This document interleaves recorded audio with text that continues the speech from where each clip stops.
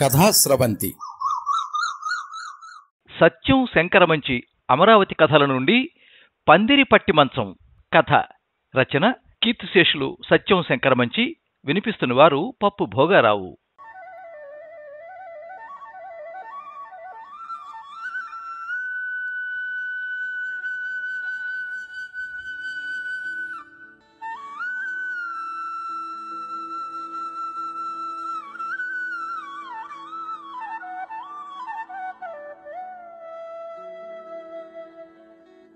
గుళ్ళో పవళింపు సేవ జరుగుతోంది.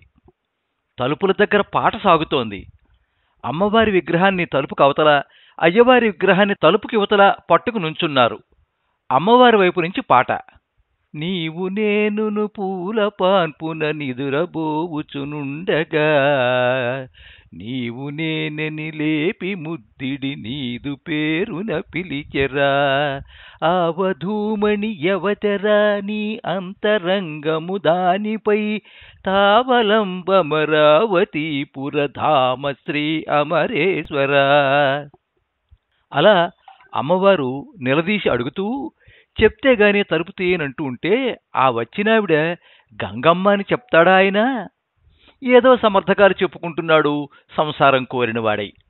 అమ్మవారి పాట లోపల నుంచి దేవదాసీలు పాడుతూ ఉంటే చినముత్యం తను గొంతు కలుపుతూ అభినయిస్తోంది. చినముత్యం కంఠం పావురాయి కువకువలా ఉంటుంది. మల్లెతీగకు జోడు మామిడి పళ్ళు కాసినట్టుంటుంది చినముత్యం శరీరం. ఒక్క కంటి చూపుతో, పంటి బిగింపుతో, పెదవి మెదుపుతో పోతుటీగల్లాంటి సొగసగాళ్ళని గులాములుగా చేసుకోగల అందగత్తే చినముత్యం. కొంగు తగిలితే సరే సరి, ఆ కొంగుపై నుంచి వచ్చే గాలి తగిలితే చాలని ఎదురు చూస్తున్న వాళ్ళు అనేకులు. అయితే చినముత్యం ఎవరికీ మనసు పెట్టలేదు. తల్లి పెదముత్యం తొందర పెట్టను లేదు.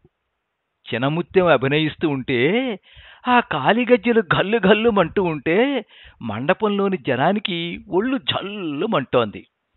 అలలు అలలుగా కదులుతున్న చేతులు, ఒదిగి పారుతున్న నదిలా కదులుతున్న నడుము, మాట మాటకి అంటుకుని విడిపోతున్న ఆ లేత పెదవులు, చెమటకు కరుగుతున్న బొట్టు, ఎగిరెగిరి పడుతున్న జడకుప్పెలు చూస్తూ బొమ్మలైపోయారు జనం. కానీ చినముత్యం జనం వైపు చూడదు. అలా దూరంగా చూస్తూ పాడుతుంది. ఆ చూపు నందీశ్వరుడి మించి స్వామి వైపు పాకుతున్నట్టుంటుంది. ఆ అభినయం ఆ స్వామి కోసమే అన్నట్టుంటుంది. పైకి చూసే చినముత్యం చూపు ఆ రోజున అక్కడే ఆగిపోయింది. అవతల పక్క నుంచి బుల్లిరామయ్య శివుడు తరఫున పాడుతున్నాడు. బుల్లిరామయ్య మిసిమి ఛాయవాడు, నూనూగు మీసాలవాడు. జరీకండువ విశాలమైన ఛాతీ మీద వేలాడుతుండగా గొంతెత్తి పాడుతున్న బుల్లిరామయ్యను చూసి చినముత్యానికి ఒళ్ళు జలధరించింది. ఎన్నిసార్లు చూసింది కాదు బుల్లిరామయ్యని. అయినా ఈరోజు చినముత్యం ఊహలు, చూపులు బుల్లిరామయ్యని దాటి వెళ్ళలేకపోతున్నాయి. చేకోవే అమరావతి పురవర శ్రీబాలచాముండికా అని బుల్లిరామయ్య పాడుతూ ఉంటే తన్నే పిలుస్తున్నట్టుంది చినముత్యానికి. తన్ని ఆదుకోమంటున్నాడు, తన్ని గుండెలకి హత్తుకోమంటున్నాడు. చినముత్యం పాపట గొలుసు పక్కకి జారింది. కొప్పున్న నాగరం చెదిరింది. అడుగు తప్పింది, బయట జారింది. అది చూసిన పెదముత్యం తాళం చెప్పుతో కూతురు నెత్తిన ఠంగను ముట్టింది. తెలివొచ్చింది చినముత్యానికి. మూడో రోజు సేవలో చినముత్యం బుల్లిరామయ్యని చూస్తూనే పాడింది. అతని కోసమే అభినయించింది. సేవ అయిపోయాక ప్రసాదాలు పెడుతూ ఉంటే తనకు పెట్టిన ప్రసాదం పక్కనున్న బుల్లిరామయ్య చేతిలో పెట్టి పరుగు పరుగున ఇంటికెళ్ళింది. బుల్లిరామయ్య తెల్లబోయాడు.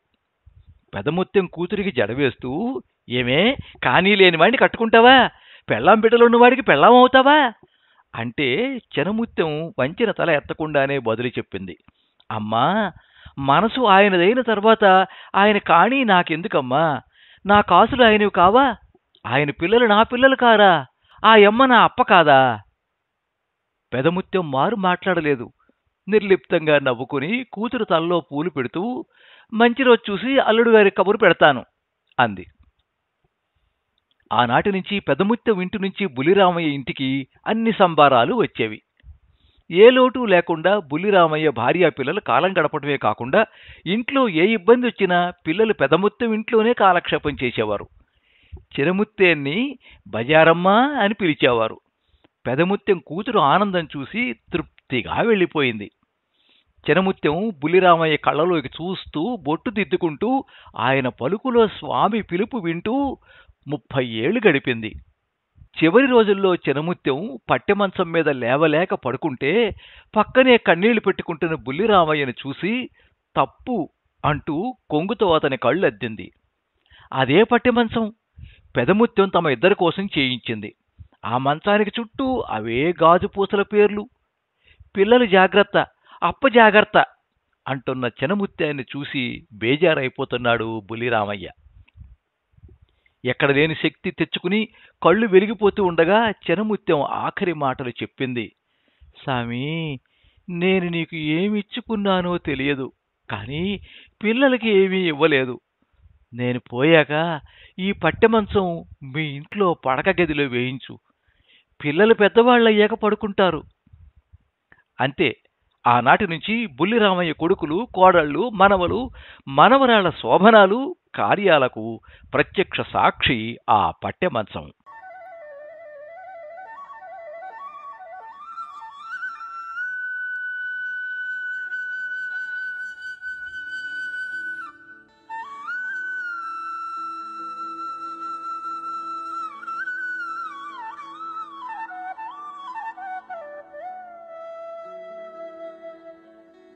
మీరింతవరకు అమరావతి కథల నుండి పందిరి పట్టి మంచం కథ విన్నారు. రచన కీర్తిశేషులు సత్యం శంకరమంచి, వినిపించిన వారు పప్పు భోగారావు. ఈ వీడియోని లైక్ చేయండి, మీ మిత్రులందరికీ షేర్ చేయండి. ఇలాంటి మరిన్ని మంచి కథలు వినిపించడానికి ఈ ఛానల్ని సబ్స్క్రైబ్ చేసుకోండి. పక్కనే ఉండే బెల్ ఐకాన్ని క్లిక్ చేస్తే ఇలా అప్లోడ్ చేసే వీడియోల వివరాలన్నీ కూడా మీకు ఎప్పటికప్పుడు నోటిఫికేషన్ ద్వారా తెలుస్తాయి. ఎప్పుడు మీ అభిమానాన్ని కోరుకునే పప్పు భోగారావు. సర్వే జనాః సుఖినో భవంతు. కథా స్రవంతి